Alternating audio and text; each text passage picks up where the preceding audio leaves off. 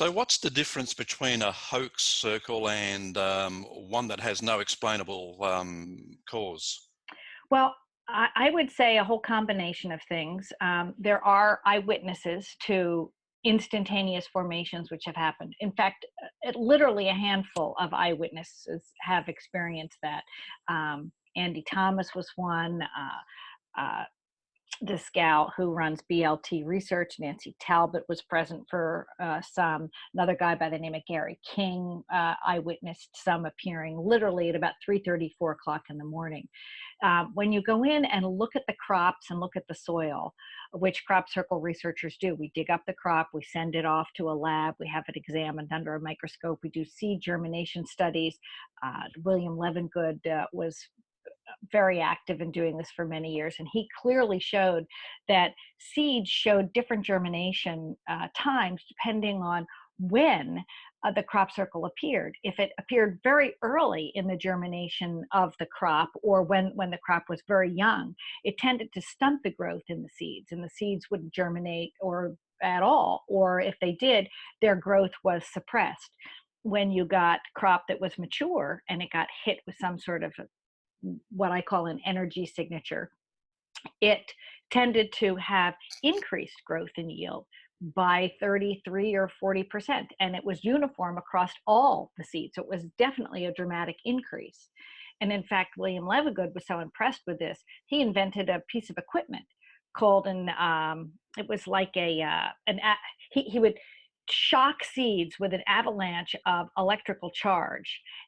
He called it the MRI stress guard, and he actually patented this. And he showed that he could increase seed germination and crop durability to drought and insect issues, all with an electrical charge that the seed would then recover from and be stronger, and it Hmm. would germinate faster. So that's one of example. There's also soil samples that show unusual changes in the soil, like increased amounts of magnetic material, micron iron-sized balls, like little tiny ball bearings. How do they form and appear in the crop? Also, coagulations of iron and things like this that are almost melted into clumps and clusters with other soil. And the amount of like iron oxide in the soil was like 20 to 100 times greater than normal soil samples you can find in the rest of the field. So just within where the pattern is, there's these unusual things. And of course, you walk in with your cell phone, right? And you're on a phone call and you walk in with your cell phone and suddenly all the bars drop off your phone. Hmm. When you're in the formation, you take 4 steps back and suddenly you've got reception. So that magnetic material on the ground is setting up some sort of distortion field electromagnetically. And when you're in uh, a hoaxed or a man-made crop circle, I'll say even using the term man-made is a little tricky because we're not really quite sure what the source is of these formations and how they're being made. But when you walk into one that was made with men with boards, I'll say, or women with boards, right, by rolling or pressing down the crop, you don't get these electrical distortions. You don't get the seed germination studies that are quite unique and different. You don't get the magnetic material in the crop. Plus, you don't get the expulsion cavities. A lot of times, the stems or the crops have these nodes in them that are very thick with the most water or viscous part Yeah. of the crop. So when they are hit with some sort of high energy electrical force, which we believe is what's causing these formations, the fluid inside the crop heats up and turns to steam. And these softer tissue areas of the side of the crop, the nodes, tend to seep the liquid out of them, or they blow apart, or they explode, or they open in a crevice like a vesica Pisces. They just split depending on the type of the crop it is. It has a slightly different reaction. Soybeans, of course, react differently than wheat or barley, but you have these, what I call energy signatures. A lot of people think they're burnt. They're actually not. It's a form of necrosis. It's like a bacteria that grows, or a fungus that grows on the side of the crop, because the fluid's on the outside and bugs come by and land on it, leaf bacteria, and Hmm. it degrades, and it's called necrosis. But it's a darkening. Yeah. You can clearly see, and you can sometimes see literally right through the hole of the expulsion cavity. It blows out both sides of the node. very quickly. So these bugs that land on it while the process is happening, do they get, what's the word? They often get cooked or literally fried. Wow. Stick to the crop, so you can find all sorts of, yes, hard cooked bugs, flies and ants, sometimes mice. I've heard of porcupines, squirrels, birds, that are all killed in the process. And when you look at them, it almost looks like they were put into a microwave.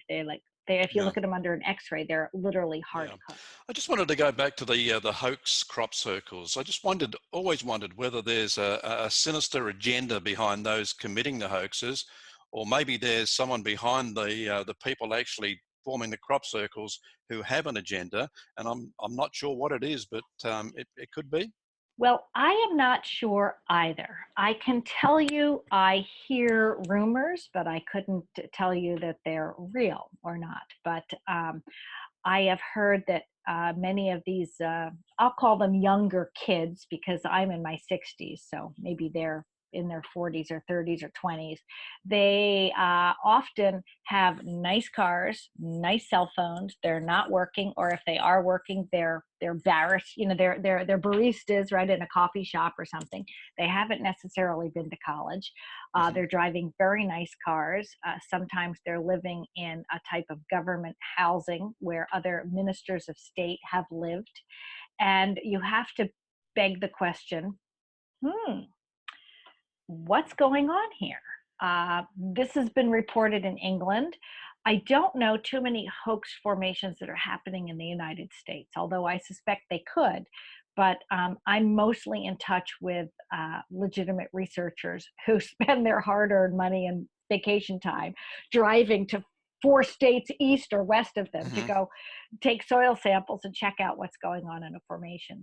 And Yeah. I have to say, now that we have lost William Levengood, we're really looking for some new biologists and who want to step up and get involved in this field. There's a mark for them to make in continuing to do research in this area. Okay. Yeah. It's almost like, watch the left hand and you won't see the right Right. type thing. Yeah. Exactly. Right. Right. Pay attention to what. Don't look at the Yeah. man behind the Yeah. curtain. Pay Yeah. attention to what's happening on the screen over here. Exactly. Is there one country that's more of a crop circle hotspot than another? I would definitely say England is, because it's got the largest green sand aquifer, right, that moves straight through it. And when you look at the United States, there are certain states that have large green sand aquifers as well that roll right through them. So you can look at parts of, say, central Canada, between the Great Lakes regions, you know, between Lake Huron and Lake Ontario, that kind of, there's a swath that kind of moves right down through that area, right into parts of northern Pennsylvania, Erie, and straight on into Ohio, and then rolls right down into Kentucky. And those areas have had some of the largest number of formations in the United States happening. So wherever you have these large geologic structures like this, deep underground, lots of limestone, you're going to have increased numbers of formations happening. Yes. You mentioned some examples earlier, but do you have a favorite crop circle? Is there one more interesting than the others? Oh, well, Barbary Castle was like a time when a lot of us were really waking up, you know, to the crop circles. That was probably one of my favorite ones. Because it was just so different. You know, there was a period of time when the only people doing research was like Colin Andrews and Pat Delgado, and all the formations were circles and quintuplets and series of circles of 4 and 6 and 8 type of things. And then finally, when Barbary Castle came, it was like, wow, there's a pyramid, there's a circle, and Mhm. then there have been variations on similar themes. It like that was a real turning point for me. And of course, I've been in a number of great formations. I loved the Swallow Formation. I was in it in one of the first days it appeared. So, you know, you have relationships where you have memories of things that occurred in certain formations. I remember being in a famous formation. Some people referred to it as the pillow, but it literally looked like it was like a pyramid from the ground, or it looked like a pyramid from the ground because the wheat stalks literally bent at different nodes. Right. So as you walked in, it had a dimensional level of unusualness. I'd never seen anything like this. It wasn't all the crop lying down. Some crop was, up to the second node and then bent, and the other crop was the third node and bent. And I remember having a conversation with a wonderful German researcher there, whom I don't remember his name, but he said, crop circles are like consciousness for the planet, because he Hmm. said it attracts all of us from all over the world. We meet out here in the middle of nature. We're like the honeybees coming for the knowledge or the understanding or even the experience of what this crop circle is offering us. And then we're bringing it back. We're bringing it home to our communities, and we're pollinating our homes or our communities with these new conscious ideas. And I thought that was a really lovely Yeah. analogy, Yeah. that Yeah. yes, there you have to be a little bit crazy to want to go hike through people's private property, and sometimes maybe even risk getting arrested. Most of us like to make sure we're putting a nickel or a quarter or a pence or something in a box to give us permission to go into someone's field. And farmers like to do that because they don't want to get tracked down all day long when they're trying to manage their crops and farm. They don't want cell phone calls all day long. Oh, there's another crappie here, he wants to walk out into the field, so he posts a sign and says, you can enter, just don't destroy any crop, walk in the tram lines, don't Right. smoke a cigarette, leave, don't leave any trash, be respectful that this is private property. And if you put a quarter in here to agree to this contract, you can go in, and it just makes it easier for Yeah. them. Yep. They're not making any money at it. No. People, a No. lot of debunkers say, "Oh, they made it themselves because they're making money." Well, hardly. The crop's worth about $10,000. Maybe they make about $25 over the Hmm. summer with people putting nickels in their box. Yeah. Does does the research on crop circles actually reach a point where you just can't do any more? I mean, is there no more research that you can do on them? Well, sort of, yes. It's. I mean, I would like to say that I've emailed a couple of very interesting people that study um, earthquakes. And right before an earthquake is going to happen, usually there's some kind of plasma discharge that happens on the surface. And sometimes this can even be seen or even heard. You hear things like, an electrical rumble that's going on. I have read a lot of the earthquake studies, and I'm convinced that possibly something similar or a similar electrical discharge is taking place, but it's coming from a different medium. It's coming from a softer medium, not like a hard rock that's hitting one another or shell plates that are overlapping, but a different type of medium, like literally built up electrical charge inside like an aquifer of sorts, or from, porous limestone. So I'd love to be able, in areas where there are known formations that happen all the time, to literally put sensor or probes in the Hmm. ground. We could probably do this, but it would take a large amount of coordination and a large amount of funding. And there's no money to be made in this. So it would have to be a big production company or something that would want to undertake this. But I have thought or designed, as I'm waking up in the morning, I think, oh, that would be a great idea. We Yeah. could try this. But of course, getting the sensor equipment, not having it stolen, not having the farmer run over it, it's all quite a tricky process. Yeah. But I'd love to see more research done. Do I think logically it would happen? Probably not. So, do they remain a mystery? Basically, yes, I think that they do. They're certainly still a mystery to me. If I think I had the answer, I'd probably make a documentary film and tell people what it was.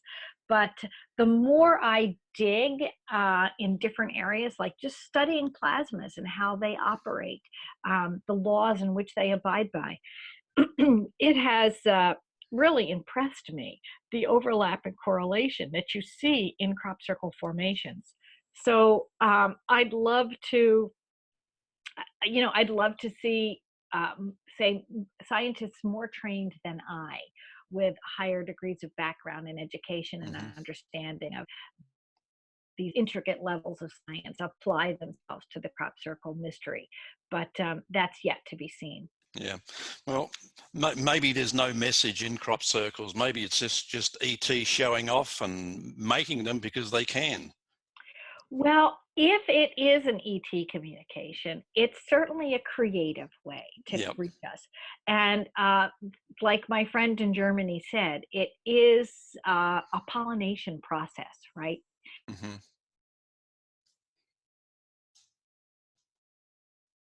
So maybe they're actually trying to affect us if it's an ET, infusion. They might be trying to affect our food, and by affecting our food, affect us. It may be a way to try to create stabilization in our food crop. You could Yeah. look at it that way. Or it could be some type of crop war that our military is engaged in as well with in other countries.